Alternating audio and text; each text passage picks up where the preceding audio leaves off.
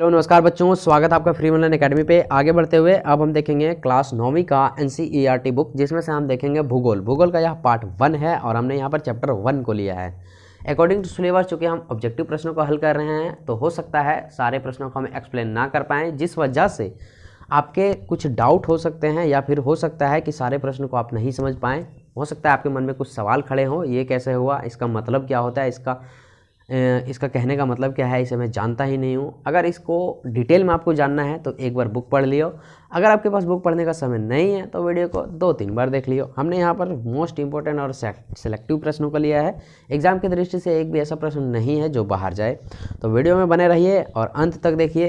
एक भी प्रश्न आपके बाहर जाने वाले नहीं है, मेरा गारंटी है, दावे के साथ कह सकता हूँ। अगर आपने सारे के सारे जितने मैं आपको करवा रहा हूँ उतना कर लिए ना, तो एग्ज़ाम में आपको अव्वल आने से कोई नहीं रोक सकता भाई। बाकी थारी किस्मत और थारी मेहनत रंग लाएगी भाई। चलिए आगे बढ़ते हैं और देखते हैं क्वेश्चन नंबर 1। क्वेश्चन नंबर 1 है यहाँ पे, कर्क रेखा किस राज्य से नहीं गुजरती है?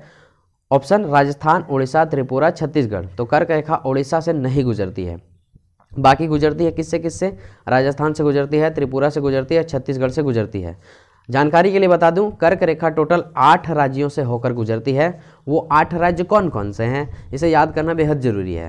तो 3 राज्य यहाँ पे पता चल चुका है, राजस्थान, त्रिपुरा और छत्तीसगढ़ से गुजरती हैं भाई। तो चलिए हम यहाँ पे साथ ही साथ समझ लेते हैं कि कर्क रेखा 8 राज्यों से गुजरती है, तो वो 8 राज्य कौन कौन से हैं। तो मैं आपको यहाँ एक ट्रिक बता रहा हूँ, उस ट्रिक को आप दिमाग में रखेंगे। ट्रिक है यहाँ पे गमछा झार मित्र पर। गमछा झार मित्र पर, ठीक। देखिए गा से याद रखिएगा गुजरात, ठीक है। क्या याद रखेंगे? गुजरात। माँ से याद रखेंगे मध्य प्रदेश, आप इसे नोट करते जाएंगे, ठीक। मध्य प्रदेश। फिर है छा से याद रखेंगे छत्तीसगढ़, नोट करते जाएंगे, यहाँ पे रफली लिख रहा हूँ मैं, छत्तीसगढ़। झार से याद रखिएगा झारखंड, मजेदार ट्रिक है ना, झारखंड। मित्र, मी से याद रखिएगा मिजोरम। त्रा से याद रखिएगा त्रिपुरा, नोट करते जाइए नहीं तो भूल जाइएगा भाई। पा से याद रखिएगा पश्चिम बंगाल, कहाँ लिख दूं मैं? पश्चिम बंगाल। और लास्ट में है रा, तो रा से याद रखिएगा राजस्थान। तो ऐसे इससे हम ऐसे याद रख सकते हैं कि कर्क रेखा 8 राज्यों से गुजरती है। ट्रिक है गमछा झाड़ मित्र पर। गा से गुजरात, मा से मध्य प्रदेश, छा से छत्तीसगढ़, झार से झारखंड, मित्र मी से मिजोरम, त्रा से त्रिपुरा, पा से पश्चिम बंगाल और रा से राजस्थान। इसे आप अपने नोटबुक में नोट कर लीजिए और 1-2 बार ट्रिक को दोहरा लीजिए भाई। अब कर्क रेखा वाले राज्य कभी ना भूलेंगे। चलिए आगे बढ़ते हैं। हमने क्यों करवाया ऐसा ट्रिक सारे के सारे? क्योंकि आगे पूछेगा भाई कि कर्क रेखा किस राज्य से होकर गुजरती है। यहाँ पे पूछा है नहीं गुजरती है, वहाँ पे पूछ देगा गुजरती है। तो हमने यहाँ 8 कवर कर लिए हैं। देखना अभी अगर आपको याद रहेगा तो आगे जो प्रश्न आएंगे वो सब धड़ल्ले से कर लेंगे भाई। चलिए क्वेश्चन है यहाँ पे, भारत का सबसे पूर्वी देशांतर कौन सा है? तो 97 डिग्री 25 पूर्व देशांतर है भारत का। अब ये क्वेश्चन समझ नहीं आया भाई, मैंने आपको कहा था ना, अगर मैं एक्सप्लेन करना चाहूँ तो वीडियो लंबी हो जाएगी। आपको खुद से जानना है, डिटेल में जानना है तो एक बार बुक को पढ़ लियो, डिटेल में जान जियो। लेकिन आपके पास बुक पढ़ने का समय नहीं है तो वीडियो को 2-3 बार देख लियो और समझियो कि ऐसे प्रश्न एग्जाम में आएंगे तो हमें ऐसे करना है भाई। चलिए हम आगे चलते हैं। क्वेश्चन नंबर तीसरा है यहाँ पे, उत्तरांचल, उत्तर प्रदेश, बिहार, पश्चिम बंगाल और सिक्किम की सीमाएं किस देश को छूती है? चीन, भूटान, म्यांमार और तीसरा नेपाल। तो नेपाल जो है ना वो सभी को छूती है भाई।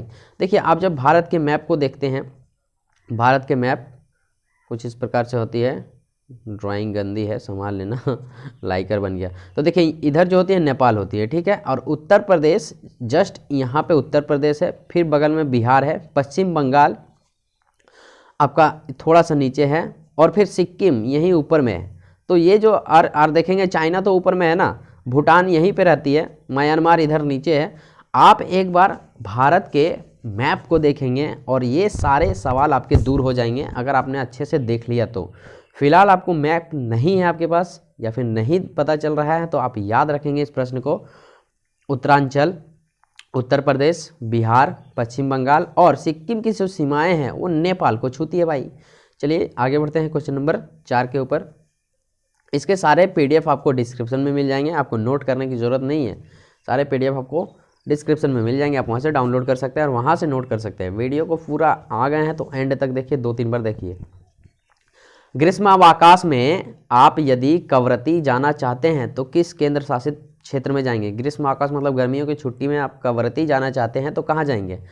पांडिचेरी, लक्षद्वीप, अंडमान और निकोबार द्वीप समूह और दमन एवं द्वीप। तो देखिए कवरत्ती का बात किया है तो वहीं जाएंगे जिसकी इसकी राजधानी हो। तो थोड़ा सा क्वेश्चन घुमा के पूछा है, सीधा सीधी नहीं बोला है कि कवरत्ती का राजधानी बताइए। तो कवरत्ती कहाँ पे है?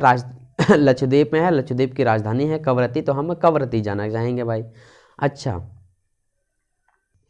हम चूंकि भूगोल पढ़ रहे हैं तो हो सकता है यहाँ पे कवरत्ती का राजधानी पूछा, हो सकता है अन्य राज्यों की भी राजधानी आपसे पूछ लिया जाए, तो आप क्या करेंगे, सारे के सारे जो राज्य हैं उसकी राजधानियाँ कर लेंगे भाई, याद कर लेंगे। हाँ, अगर आपको याद नहीं है और आपको इजीली वे में याद करना है 15 से 20 मिनट के अंदर, तो आप हमें कमेंट करेंगे, मैं उस पर एक सेपरेट वीडियो लेकर आऊँगा राजधानी पर और आपको ट्रिक से करवा दूँगा भाई, जिसे आप ज़िंदगी भर नहीं भूलेंगे।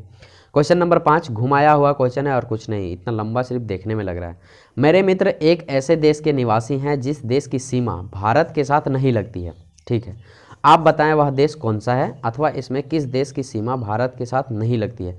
मतलब 2 क्वेश्चन है यहाँ पे, समझ लेना। सबसे पहला क्वेश्चन यहाँ से यहाँ तक है, ठीक, आप बताएं वह कौन सा देश है, इतना दूर तक एक क्वेश्चन, और एक शॉर्ट क्वेश्चन है इसमें से किस देश की सीमा भारत के साथ नहीं लगती है।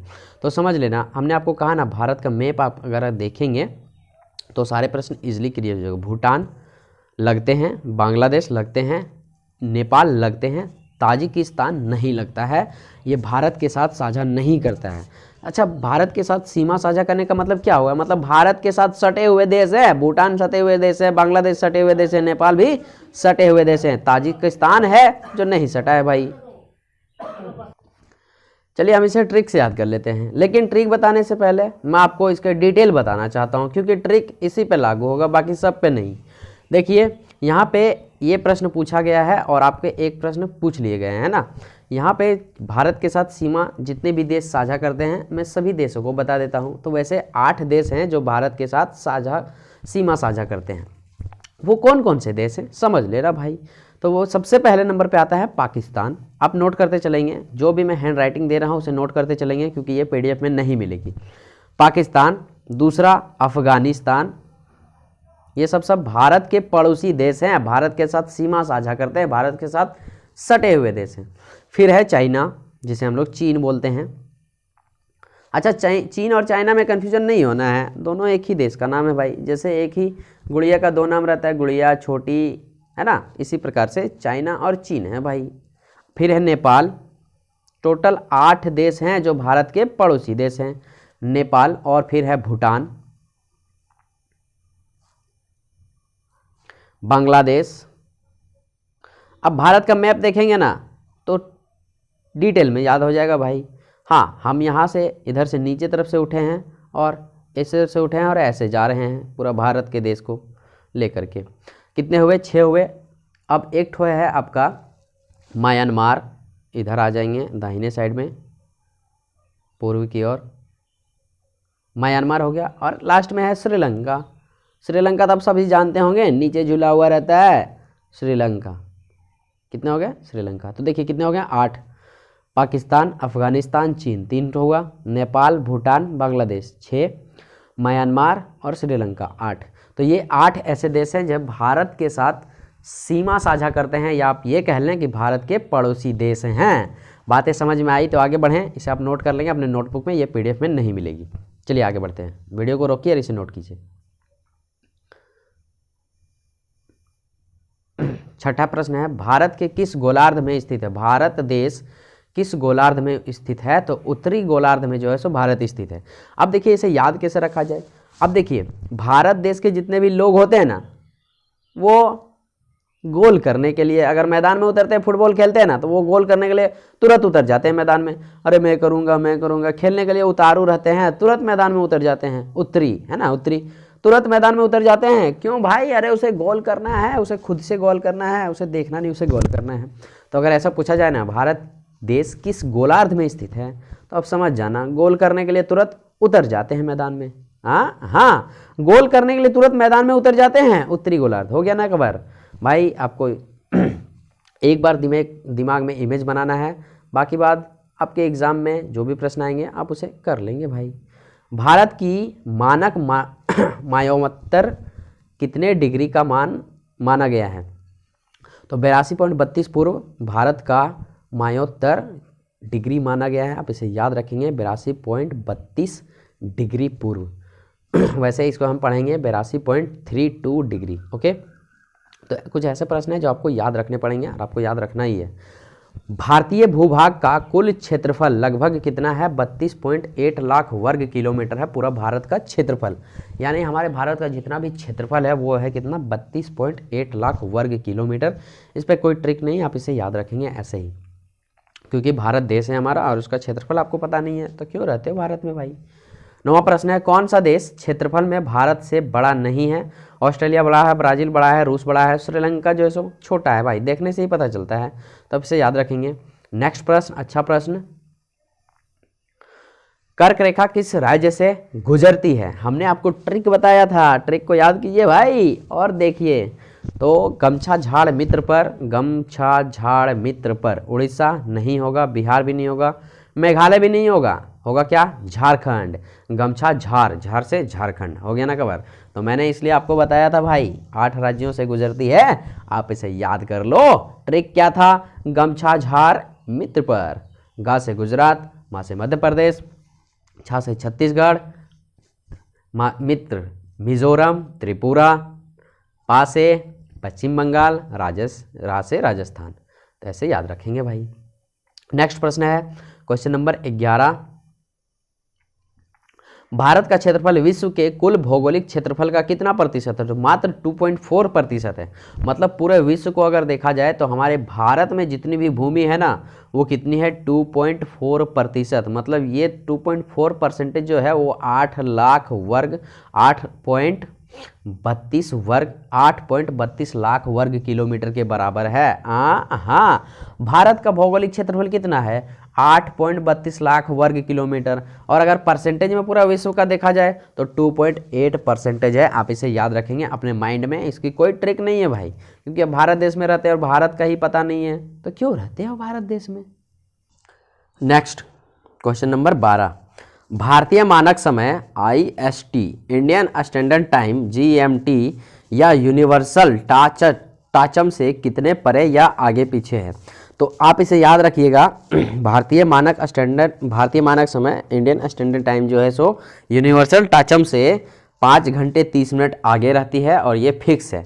क्वेश्चन जो है सो मोस्ट इम्पॉर्टेंट है, आप इसे याद रखेंगे। 5.5 घंटे जो है सो Indian standard time universal time से इतना आगे रहता है भाई, आप इसे याद रखेंगे। आगे रहता है कितने घंटे? 5.5 घंटे। अगर यहाँ पे 1 बजे हो तो यूनिवर्सल टाचम के हिसाब से वहाँ पे कितने बजे होंगे? लगभग 1 में अगर 5.5 जोड़ेंगे तो 5.5 के आसपास में बजेंगे भाई। तो इसे आप याद रखेंगे, बहुत ही इंपॉर्टेंट ज़्यादा क्वेश्चन है। क्वेश्चन नंबर 13, भारत में सबसे लंबी तट रेखा वाला राज्य कौन सा है? तो गुजरात। गुजरात के साथ समुद्र की जो रेखा है वो बहुत ज़्यादा लंबी रेखा साझा करता है गुजरात। गुजरात की जो राजधानी है वो गांधीनगर है।